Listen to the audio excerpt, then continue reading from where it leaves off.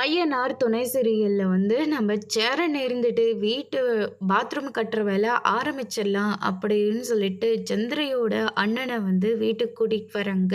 எங்க பையா பாத்ரூம் கட்டணும் அப்படின்னு சொல்லிட்டு கூட்டிகிட்டு இந்த இடத்த எல்லாத்தையும் காட்டி பூஜையும் பண்ணி முடிச்சுட்டு வேற லெவலில் நம்ம பாத்ரூம் கட்டணும். வீடு தான் கட்ட முடியல, ஆனால் பாத்ரூமாவது சூப்பராக கட்டணும் அப்படின்னு சொல்லிட்டு சோழன் வந்து சொல்லிடுறாங்க.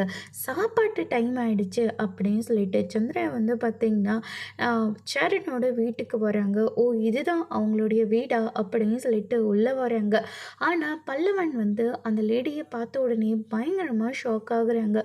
என்ன இது, இவங்களும் அந்த இந்திக்கார பொண்ணு தானே அப்படின்னு சொல்லிட்டு நம்ம பல்லவன் வந்து கேட்கலாமா வேண்டாமா அப்படின்னு சொல்லிட்டு தயங்கிட்டு நின்றுட்டுருக்காங்க. பையா என்னுடைய அண்ணன் இருக்காரா அப்படின்னு சொல்லிட்டு சந்திரையை கேட்ட உடனே இங்கே தான் வேலை பார்த்துட்ருக்காங்க அப்படின்னு சொல்லிட்டு உள்ளே கூட்டிகிட்டு போகிறாங்க. ஒரு நிமிஷம் இருங்க, உங்ககிட்ட ஒரு விஷயம் கேட்கணும், நீங்களும் நார்த் இந்தியாவா அப்படின்னு சொல்லிட்டு கேட்கவும் ஆமாம் அப்படின்ற மாதிரி சொல்கிறாங்க. இவங்களை நீங்கள் அங்கே எங்கேயாவது பார்த்துருக்கீங்களா அப்படின்னு சொல்லிட்டு ஃபோட்டோவை காட்டுறாங்க. அந்த ஃபோட்டோவை பார்த்த உடனே சந்திரையா பயங்கரமாக ஷாக் ஆகுறாங்க.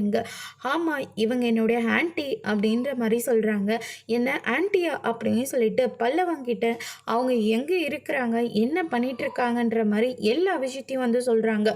இதை கேட்டோன்னா பல்லவன் வந்து பயங்கரமாக ஷாக் ஆகுறாங்க. அதோட பிரேம முடிச்சிருக்காங்க. ஐயனார் துணையில் அடுத்தடுத்து என்னெல்லாம் டெஸ்ட் வரப்போகுதுன்றதை வெயிட் பண்ணி பார்க்கலாம்.